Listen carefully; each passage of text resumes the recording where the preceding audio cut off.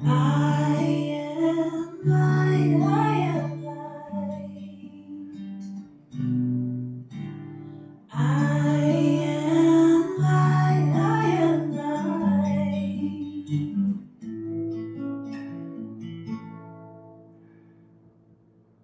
I am not the things my family did. I am not the voices in my head.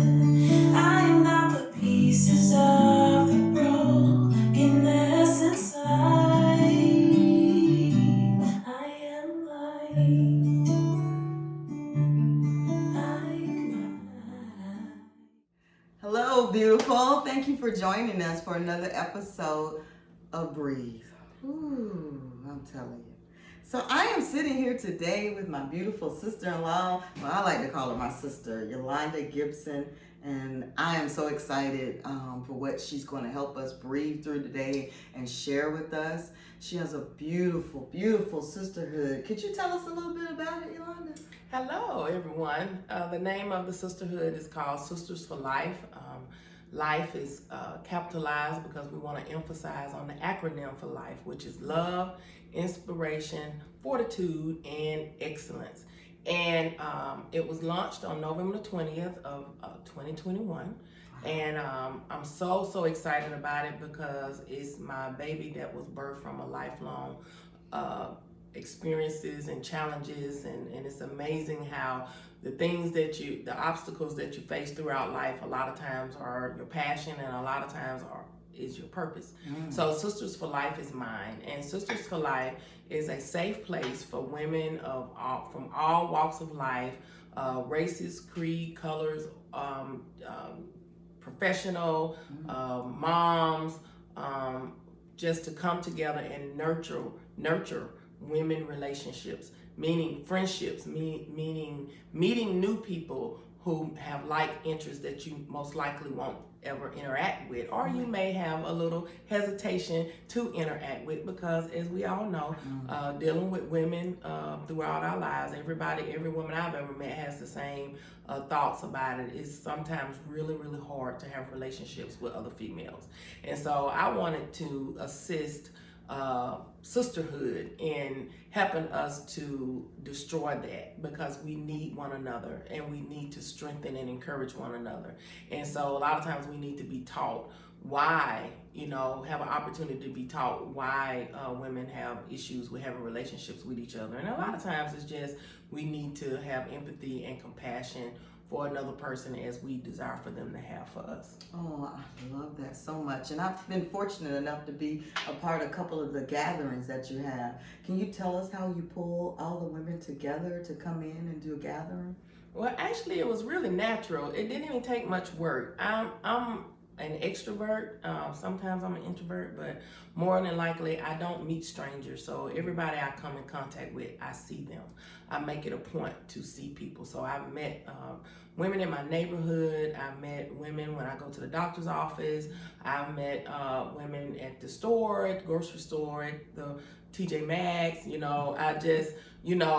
I just see you. And when I see the person, I just interact. And if the conversation goes a little bit longer, and a lot of times when that happens, they tend to, when they feel comfortable with you, even standing in the line at TJ Maxx, you will find out a little clippet of their life. And then I'll just share about what I'm doing. And if they're interested in becoming a part, I'll let them know what the next event is.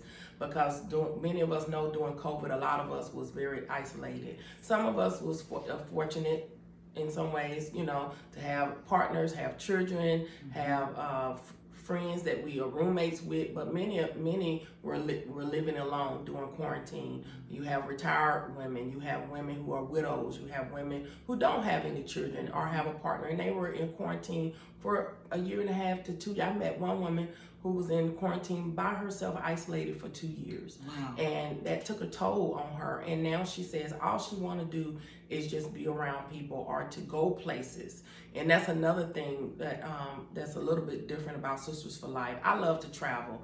I love to get outside of the box and see the area where I live in. You don't necessarily have to go out of your neighborhood. You can go right around and you'll find many hidden things about the area where you live. So I'm I'm really big on researching that. So some of the women that I met are from my area, and they haven't even heard or been to the places that is on our agenda to do. So also having Sisters for Life as a place where like-minded women can get together and take trips. You know, it doesn't have to be the whole group, because I believe that micro friendships are going to be made throughout the organization. Micro friendships, I love that, and everything. Very personal, very individualized, and everything. I love what you said about we need each other and everything. What would you say to a young lady out there who has been hurt by other female relationships and she's hesitant in being a part of a group like this? I would say that it is good to step back and observe and to be a little hesitant. I think for me, I've been hurt by all different types of women, family, friends, close friends, because I love really hard and I give everything now. I wasn't perfect either. I'm sure I've disappointed, because we all disappoint one another.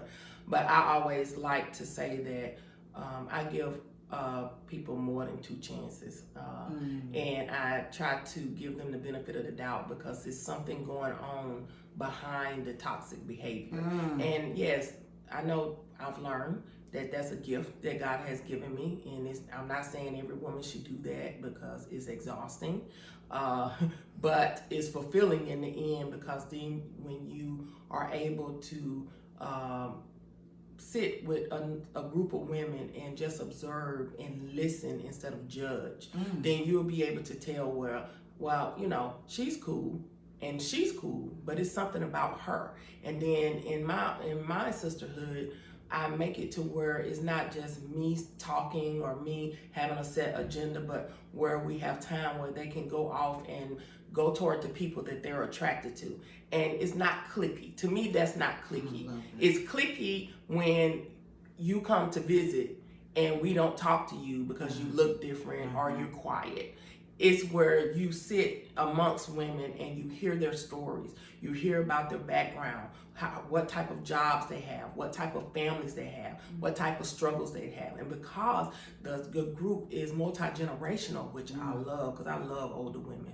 I mean, other women could be something else too, but I love older women. Because if you sit back, you can listen to the wisdom. And I think one of the things during this day and age is the separation of the generation causes us to not want to receive from one another. Wow.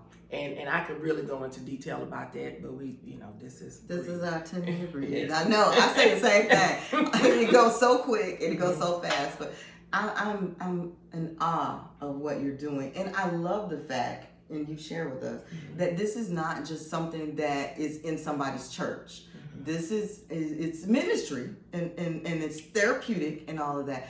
But this is something that's outside of the walls of the church. Can you speak to that? Absolutely. I've been a pastor wife for 15 years, been in ministry for over 20, been in all kinds of women groups, started women groups, was a part of women groups. Nothing wrong with that. But that limits us reaching those that are believers and disciples of God. That limits us from reaching the world. And one of the things that divide people so much is discussion of religion. I don't look at myself as a religious person. I look at myself as I follow Christ, and there are things religiously that I do, but to me, Christ makes me who I am. And he isn't limited with an organization, a denomination, a skin color, whether we believe we should have church on Saturday or Sunday. He just wants us to worship him in spirit and in truth. And when we decide to come together and do that, then there becomes unity. But in Sisters for Life, unity is going to be there because the Spirit of God lives in me. Wow. And I am the church. And greater is he that lives in me than he that lives in the world. So I even tell my women, because there are women in my church that are,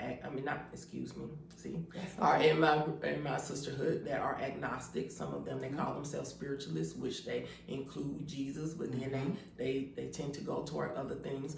I want to say, if you choose to be my friend and you choose to be around me, then I'm going to speak to you as if you know who Jesus Christ is. So if you want to be a part of Sisters for Life, you know that already, because I'm anointed with this ministry of reconciliation. So when you come in, I'm all about Jesus. I'm all about my Lord and Savior, and I will share with you different things. And we would even pull off and have Bible study, because we do have some Christians in our group that want to have Bible studies. We'll pull off and have Bible studies. And so with that is where I just want it to be open. When things happen that are challenges, because there are differences, I believe in dealing with it head on, because I don't have a problem with calling the elephant out in the room. Never had a problem with that. Many people do, but I will say the elephant is there. Let's discuss it. So that's one of the ways that I try to make it as comfortable, but not always accepting of everything that everyone does. I love that. Comfortable but not accepting. I love that.